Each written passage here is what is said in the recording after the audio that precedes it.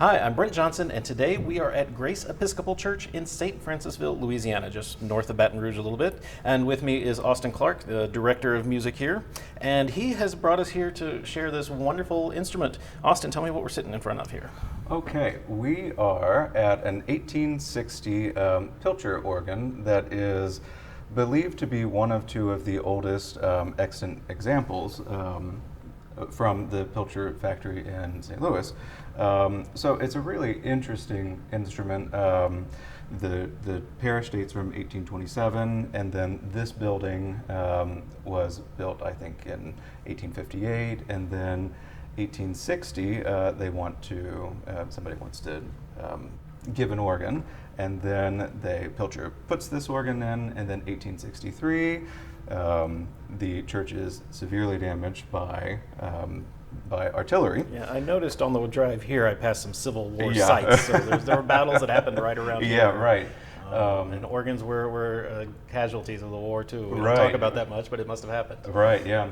So the sort of the folklore is that, so behind us and over the other transept is the bell tower, and that's also the direction of the river. So the story is that that's where the shots came from. They went through the bell tower and then they came over on this side.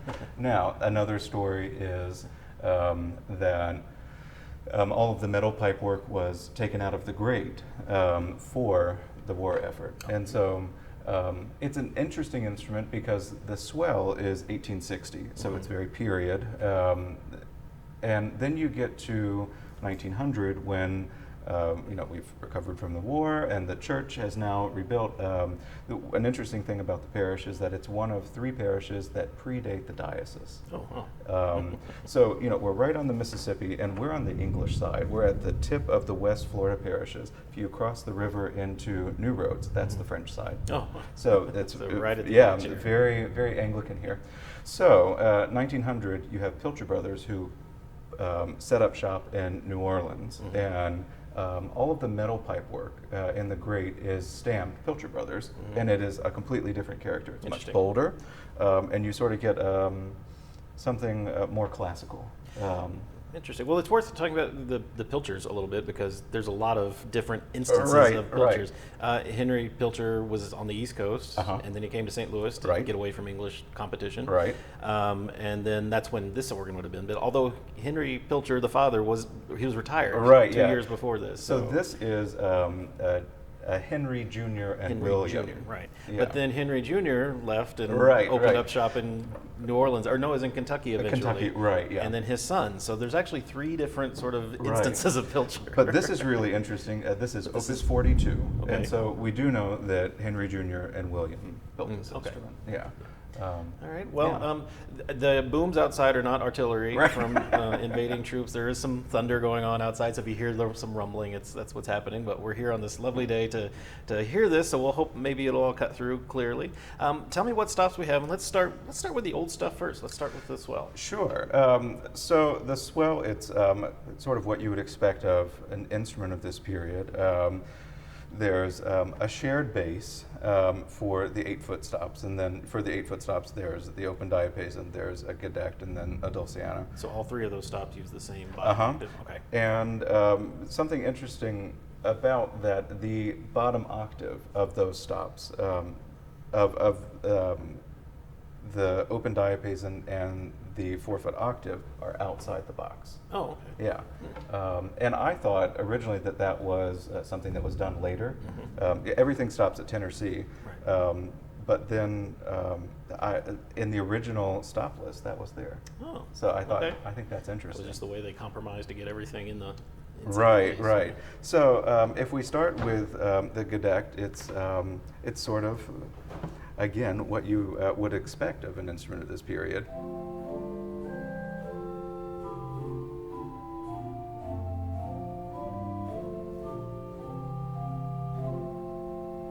Another soft stop. If we add the dulciana to that, it just sort of fills it out a little bit.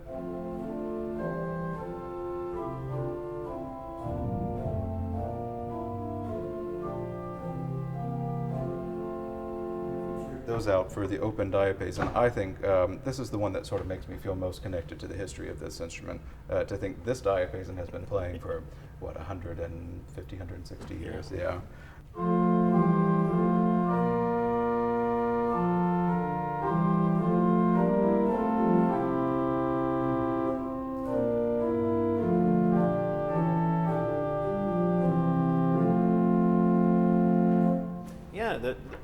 The diapason is very smooth and light. Yeah. And then you've got the very colorful gedect with a lot of harmonics in it that you can use to brighten it up. But then it also, you can go on up to the octave of the grade. But let's hear the diapason and the gedect together. I'm just curious what that does.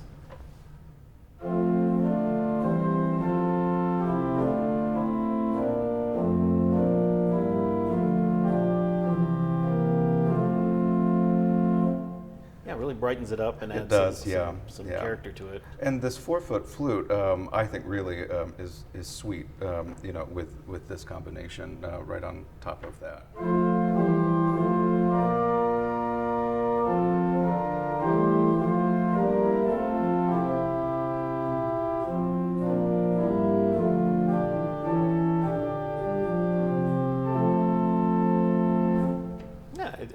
It doesn't jump out, it just really helps blend all these characters together. But then you get to the 4-foot octave, and it is finally a little stronger.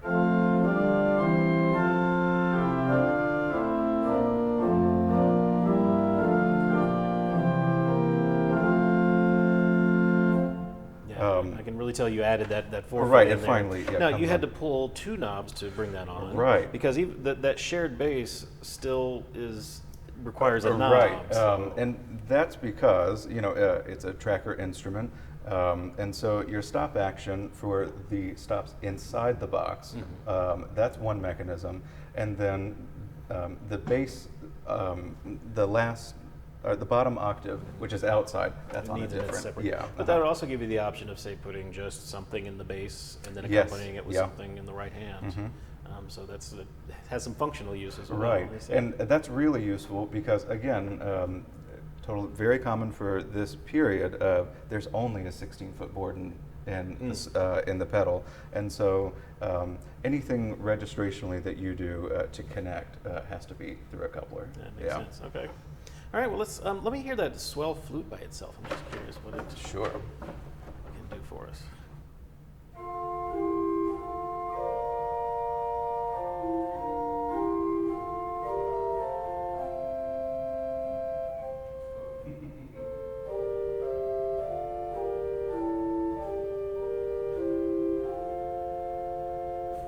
So that only goes down to tenor C. Right, and then you have to bring on the. But then that's a. Right. So it doesn't have a specific flute bass. You just draw one of the other bass stops, the octave in this case, and you get that. Okay. Right. All right. So that makes sense. All right. It's a very lovely flute.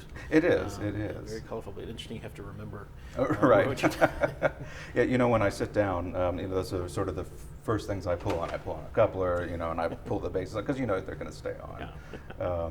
But then we get to the swell cornet, which interesting. Well, I find it interesting. The original stop list of this instrument did not have a mixture, both on the swell and the grate. Okay. They were cornets, and they're both principal cornets. Okay. And so, to go with your principal chorus here in the swell. Right, right.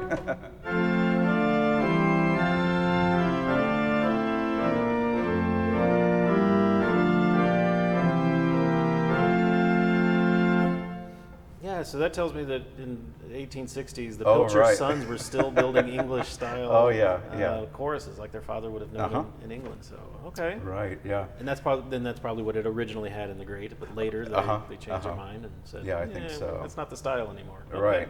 So, and I'll show you the oboe, but I'll tell you, we are in process here of, we're under contract with Dobson to rebuild this instrument. And so this oboe is one of our more finicky stops. The weather is changing here right now, and so we'll see what she has to say today.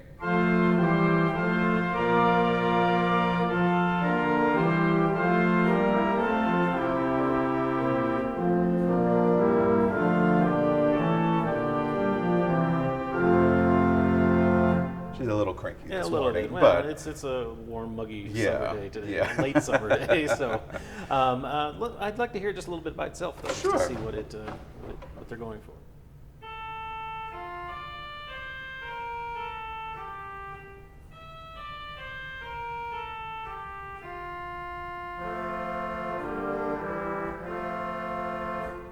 Well, despite tuning, Right. it's very colorful and Uh-huh. a very clear sound. Maybe a nice solo stop. yeah, I'm really looking forward I to can- knowing that I can after imagine. it's been restored. Yeah. Well, then that's all of our swell. Uh-huh. So tell me about the great now. Now we're going to fast forward in time a few years. Right. So Pilcher sort of had the opportunity for a redo, a rethink in 1900. So all of the metal pipe work in the grate is stamped Pilcher Brothers. Okay. So it's all new. But we'll start with Relatively new. right. Well, new for us. So we'll start with the stop diapason, which is lovely, I think.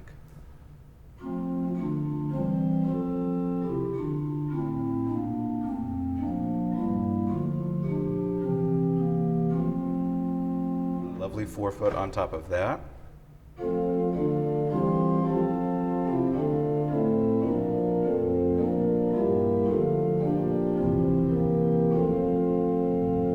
That's amazing. The 4-foot really changed the whole, Mhm. not just adding more to it. I feel like it changed the nature of It the did, 8-foot it underneath did. it. Yeah, by itself, it sort of doesn't have a whole lot of character to Yeah. it. But once you put that 4-foot, it's a really clear 4-foot, and it really brightens it. Can I hear the 8-foot stop flute with this one over here, the stop diapason? Sure, Just yeah. to compare the two and how different You want they them are. together or separate? Separate. Just Okay. one against the other.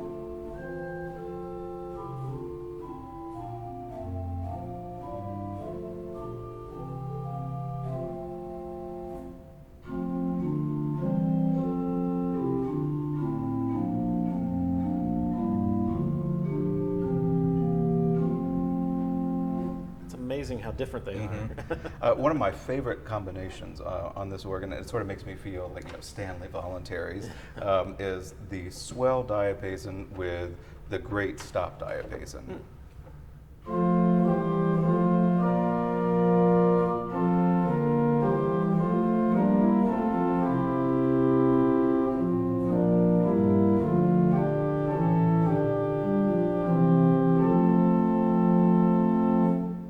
Just very warm, very Warm, inviting. full, and- yeah.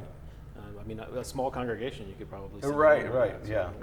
So then, if we move on here, we get a gamba, which is I really think this is more. I think of this more as a second diapason. Oh, really? It's well, I'll just let you hear and see what you think.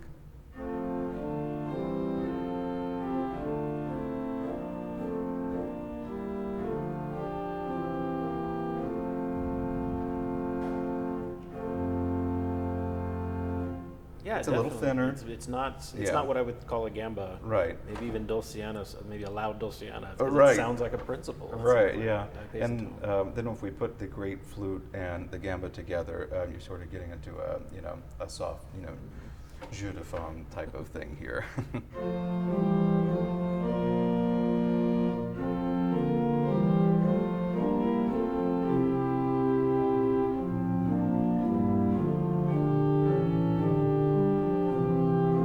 You can really do quite a bit with just those and coupling the swell 8-foots with that.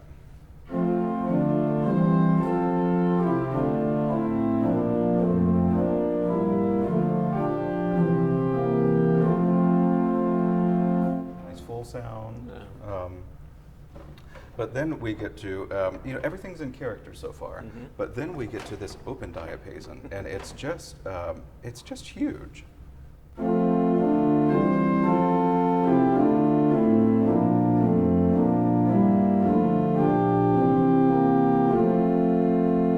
We add Yeah, that's keep going. right, and then if you add all of the great 8s to that. You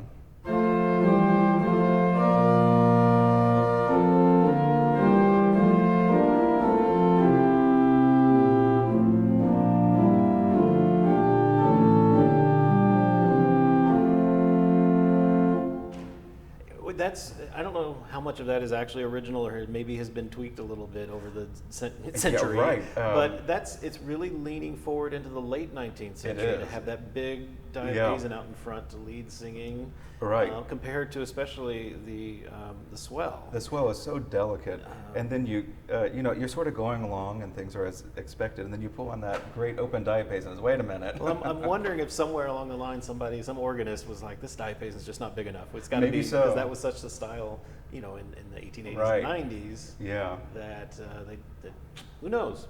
All right. But we'll have to guess. So let's see, where do we go from here? Then we get up into the started getting into the upper work in the great, and it just gets more bold from here.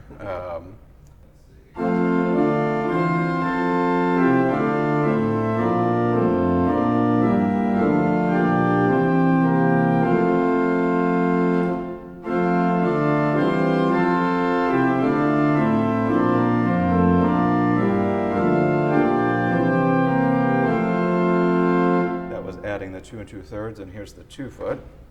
And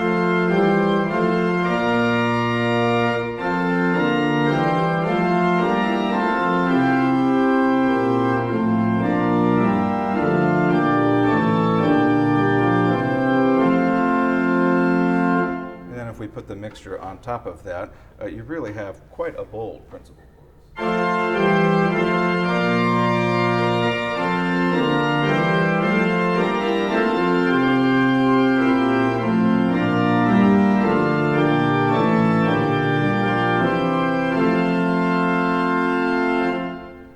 That's very bright and fills the room really well. Right. It's especially present here at the console, but keep in mind it's going around a corner. Well, it is, but I've walked around and the sound gets out into the room, despite the fact that there's a pillar right there, right behind you. It actually sound envelops the whole church. Really well. But yeah, that's a lot of sound and just so surprising when compared to the rest of the organ. Yeah. It wouldn't be the first instrument that somebody had tacked on a bunch of brighter stops and. But the fact that they were doing it in the middle of the 19th century and not the middle of the 20th century is impressive. Going further down the history of this instrument, so now we've covered the Pilchers, Pilcher round 1, Pilcher round 2. Mm-hmm. Then we get to the 30s, and we're finally ready to electrify it because to this point there was not electricity in the church. It was hand-pumped bellows. One of these stops over here was a bellows signal. Right. So we're ready to electrify it. So Druding does that, which I had not heard of before I researched it, but it's an offset of Kilken, I believe. And if you look here above the nameplate, you can see different screw holes or nail holes of all the different builders. There's 2 here, and there's covering up the old name, right? Yeah, that happens too. So now, what I do know that they did, they tried to modernize the instrument some. They did away with They did away with the mixture completely because they wanted, and they got rid of the original trumpet. And they put in a Cremona, which it's been described here as it was, a sad oboe, but it had the extension all the way down. Okay. So you have that here, and then that instrument that Druding had done, that was the last significant work done until 1980. The instrument. It was hard to find people to come work on the instrument. In my files I've gone through, there's letters from organists and from senior and junior wardens writing out to organ technicians and say, please, could you possibly make it here before Christmas? We really want to hear the organ for Christmas. There are stories of people, taping together trackers and all of that. And so by the time we get to the 50s, somebody has said, enough of this. And so they put in an electronic instrument. And actually behind you on that pillar, there's a memorial plaque for that. And that plaque, or that instrument was used, this just sort of sat here until the late 70s when Roy Redmond, who I think at the time was president of OHS, took an interest in this instrument, and over about a 10-year period, convince the church that you really need to preserve this instrument. And so ultimately he got the bid, a parishioner paid for it, and he restored it as best he could, to what Pilcher would have done. He also took some liberties, which were smart. The swell remained untouched, but the grate, he broke apart the original cornet and put the 1 3/5 on a different slider. He put a new mixture in from an old Hook and Hastings, and the trumpet is from an unidentified English instrument. But really smart things, to make this instrument usable. The bid that the vestry accepted was, let's make this, let's respect the history of the instrument, but make it usable for liturgy. Okay. And so. So he did that. So talking about the mixture, that reminds me. I think maybe in the 30s, the original mixture had to be thrown away because I imagine the organist at the time, the organ had gone out of tune. They couldn't get anybody, and they just couldn't take it anymore. So they went in with metal cutters and a screwdriver because it was cone tuned, right. And so that was that. But now all of the metal pipe work has tuning sleeves on it. And that's something we really did. Very good. Yeah. All right. Well, let's hear, especially the tiers. I'm curious. Oh, sure. How that sounds in the chorus or by itself, even with the flute. So, how would you use sure. this? Sure. Well, again, it's quite bold. You can try to use it with the flute. With the 8 4-foot flutes, it's really it's big.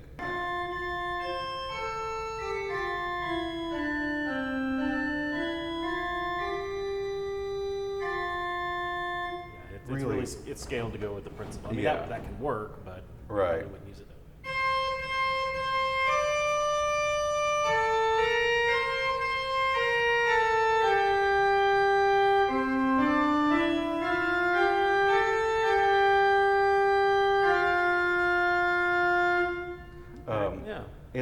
I think that's a nice. The tierce is big enough that it sort of gives you a little fire, which is nice. But here's the principal chorus without it, and then I'll add it.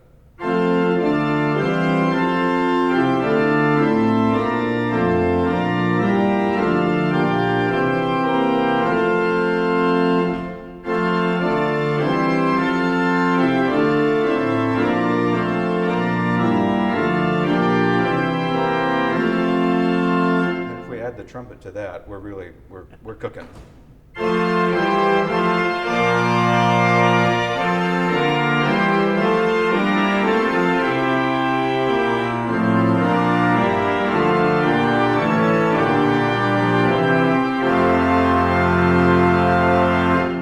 And that's about all she says. Yeah, that's a really distinctive sound, though. Really unique and from a different period. Yeah.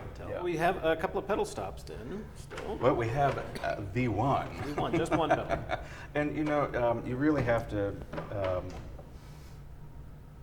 it's a really versatile stop. And you have to think, when they were voicing these instruments with just one pedal stop, they really knew what they were doing, because by itself, it's sort of indistinct. But as soon if we start in the swell and we put the diapason on top of that,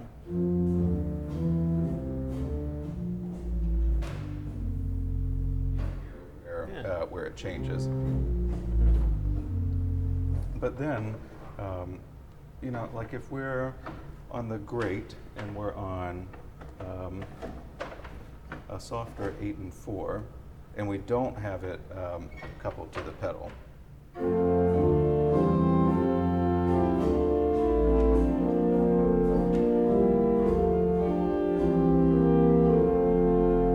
When we add this coupler, it really becomes cohesive.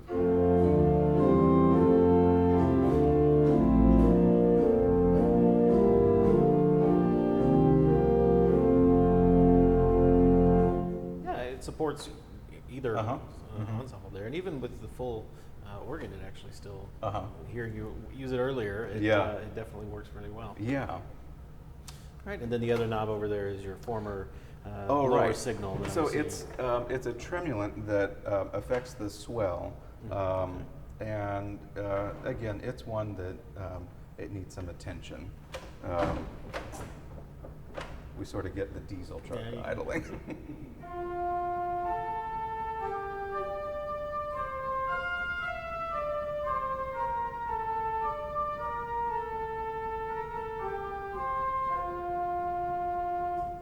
We trust the folks at Dobson a little. All right, that's right. Smooth that out when we. It's slow. Right now, it's slow yet nervous. Well, there are some things down here on the pedal board. What do these? Okay. Here do for us? So these are called composition pedals, and they're a registrational aid. Not particularly effective in my experience. So these control just the grate. These were not original to 1860. These were added probably 1900 by Pilcher Brothers. But you really have to, you can't be in a hurry to get anywhere. But this first one brings on the great chorus. Nope, I lied. One of these brings on the great chorus. One of them brings the trumpet on. One of them takes off the great chorus. One takes off the trumpet. I see. And they're really not useful. Oh. Somebody may have set them up for what they wanted a long time ago. That's right, yeah. We'll have to go in and see how they how all that. Yeah. One really interesting thing about this instrument, you know, all young organists, the first time they see Sans-Sulpice and they see the swell pedal over on that side, they think, oh, well, that's, you know. And so, well, I'm here to tell you, after you've tried to work one, it's there's a reason somebody else is over there working it most of the time. But so we've got a hitch down swell shoe over here. And most of the time it engages. There's only been a couple times at the very end of communion where, you know, I've, you know, tried to let it up and my foot slipped off and then, you know, it slammed shut. Well, that was the style at the right. time, so, all right. Well, this is a lovely little instrument, so I can't wait to hear a little more of it. Yeah.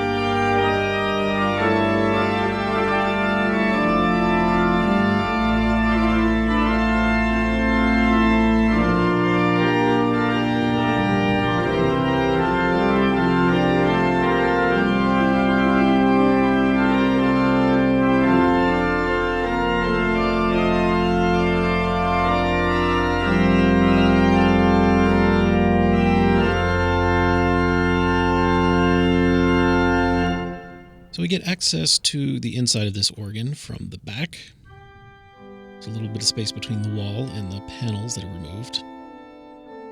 Those lock into place and they can be popped out so that we can go in, and we already see pedal action right there next to us.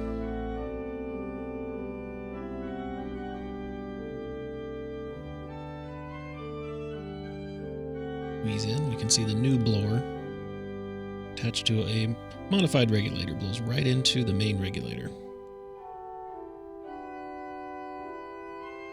So Look at some of the key and stop action there. There's our tremolo, who was struggling along earlier. Pedal action, which actuates those large rollers, and then there's the grate stop action, and the grate is above us.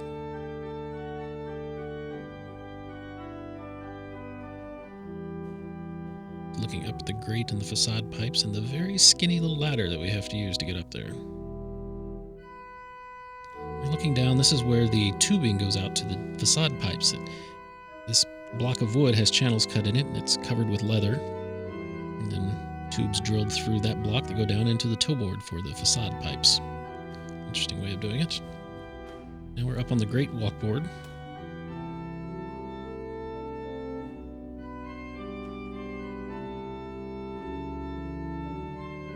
And here's the rear of the case where we see the rollers for the swell up above us. And now we have gone up the skinny ladder and we're up on the swell walkboard. We're in front of the swell. There's the shades.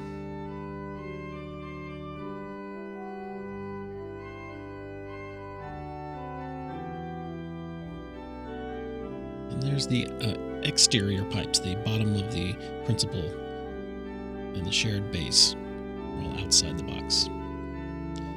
There's some of the complicated stop action to control all of those. And pedal pipes along the side. The walkboard has a hole cut for that one grate pipe that was a little too tall. Now getting back to the swell is a little bit of an acrobatic feat. You have to step across some wide open spaces on these small walkboards. And we made it. Now there's a tiny little space here between the window and the swell box. And looking at the space we have to cover to get back here. And then these lift up.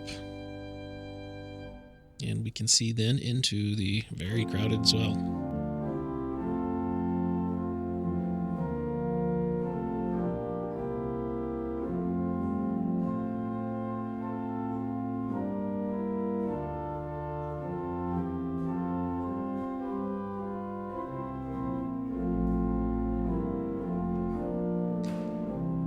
Now we're going around to the other side, and we can again get a look at the exposed pipes in the swell and the very complicated ways they've done the sliders and stop action to get around all of it. One slider controller going literally around another one.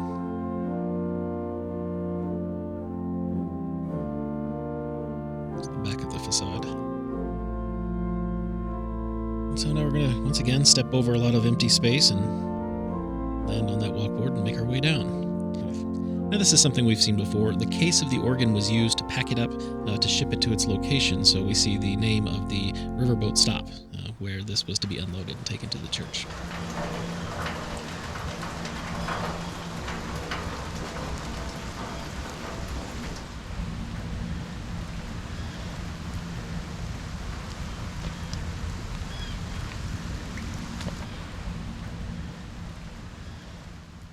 So Austin, thank you so much for showing us this amazing Pilcher organ built in St. Louis, and it's been living down here in St. Francisville, Louisiana for 160 years. Yeah.